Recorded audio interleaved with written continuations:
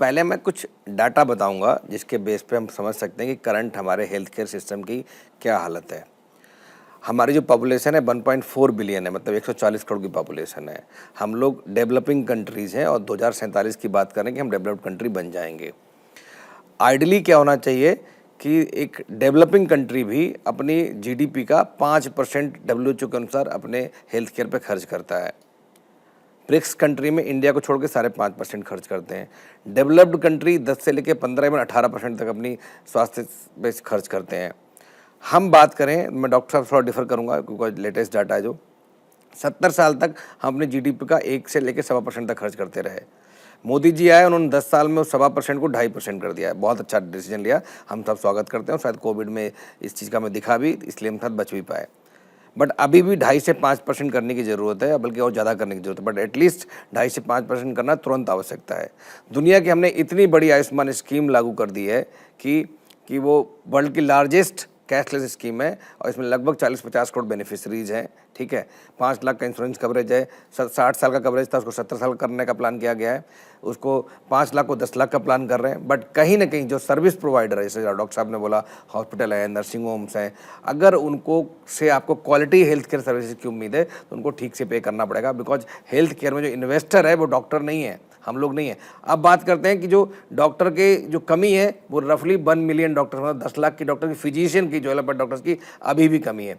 Nurses की बात करें तो हर 1000 पॉपुलेशन पे 3 नर्सेस होनी चाहिए। इंडिया 1.96 पे है अभी, मतलब हर जगह जो है अभी भी कमी है, नर्सेज की भी भारी कमी है।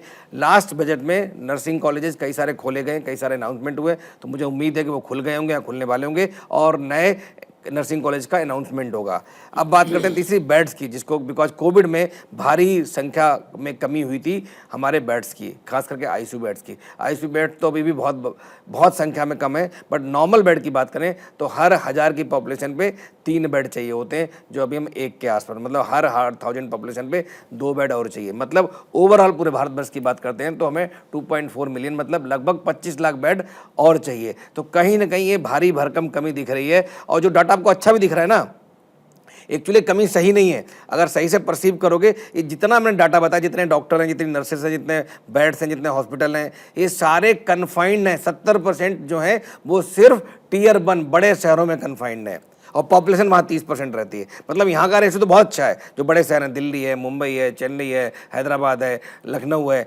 बट जैसे ही आप टियर 2, टियर 3 में जाते हैं, टियर 4 में जाते हैं, जहाँ पे 70% आबादी रहती है, वहाँ पे जो हमारा हेल्थ केयर का ढांचा जो इंफ्रास्ट्रक्चर है वो लगभग 30% है। मतलब 70% लोग वहाँ रहते हैं और 70% जो सुविधाएं हैं वो शहरों में है। 70% जो इंफ्रास्ट्रक्चर, बेड, नर्सिंग स्टाफ जो गाँव में चाहिए वो शहरों में। तो ये पैराडॉक्स है, इस पैराडॉक्स को फिल करने की जरूरत है। इसके लिए बड़ा विजन चाहिए सरकार को।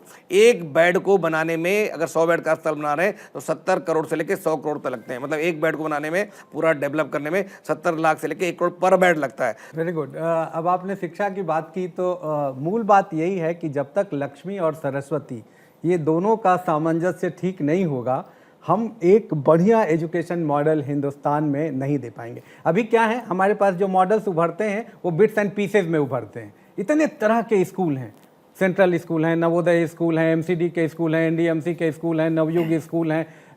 आप किसी स्टेट में चले जाइएगा तो स्टेट के 3-4 तरह के स्कूल हैं, सीएम एक्सीलेंस स्कूल हैं।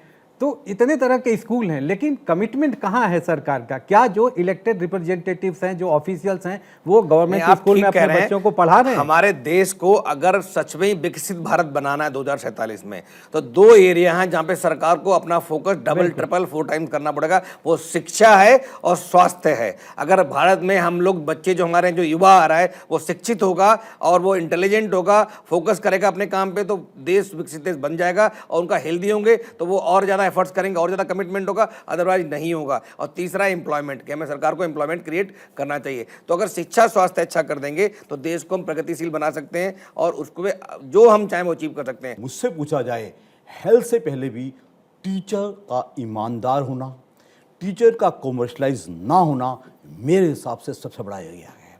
हमने देखा है स्कूल हैं, टीचर कितना सीरियस है, कितना सीरियसली बच्चे को टीचिंग इम्पार्ट करता है, ये बहुत जरूरी है। सर वो केवल एजुकेशन में नहीं, वो डॉक्टर के ऊपर भी लागू होता है कि ट्रस्ट वो सब पे लागू है, लेकिन एक बात सुनी ना, नहीं, जब बच्चा पैदा होता है तो सबसे पहले अस्पताल नहीं जाता, पहले वो स्कूल जाता है।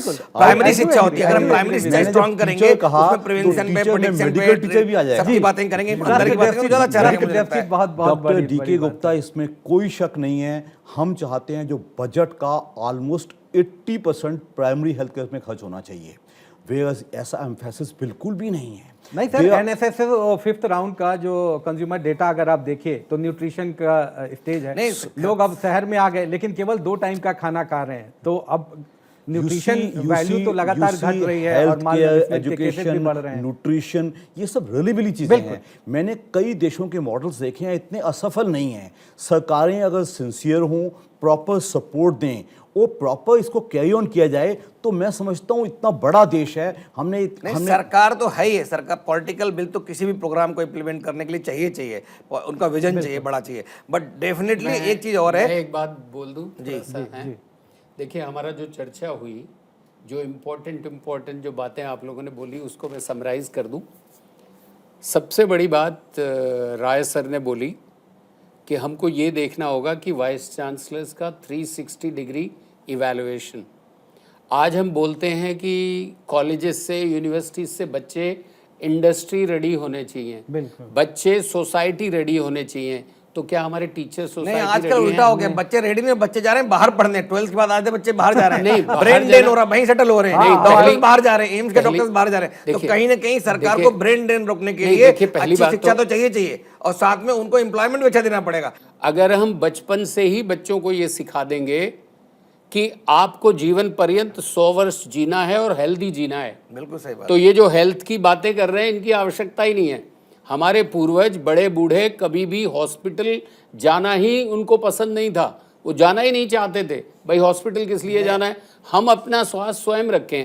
मैं सदा लोगों से कहता हूँ, अगर 140 करोड़ भारतीय ये निर्णय ले लें कि हम स्वस्थ रहेंगे, स्वस्थ रहना हमारी रिस्पॉन्सिबिलिटी है, हॉस्पिटल स्वस्थ नहीं रख सकता। हमने कोविड में देख लिया, best of the hospitals in Italy, best of the hospitals in US, but people were dying.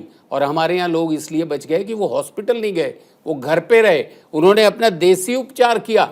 अच्छा, कैसे क्लोज करते हैं? नहीं, क्लोज नहीं करते हैं। देखिए, अगर हम शिक्षा दे दें बच्चों को कि वो हेल्दी रहें तो कोई समस्या नहीं। दूसरी बात, हम ये देखें कि हमारे बच्चे यूक्रेन में मेडिकल डॉक्टरेट के लिए जा रहे हैं, रशिया में जा रहे हैं, क्योंकि यहाँ सीट नहीं मिल रही है।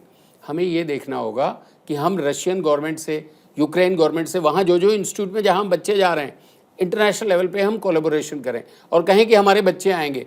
एक मिनिस्ट्री हो, मिनिस्ट्री ऑफ इमिग्रेशन, और मिनिस्ट्री ऑफ इमिग्रेशन में हम युवा बच्चों को भेजें यहाँ से 10 साल के लिए, 20 साल के लिए। आज विश्व में स्किल्ड मैन पावर सबको चाहिए, इजराइल को चाहिए, फिलिस्तीन को चाहिए, यूक्रेन को चाहिए, रशिया, और सबको भारतीय मैन पावर चाहिए।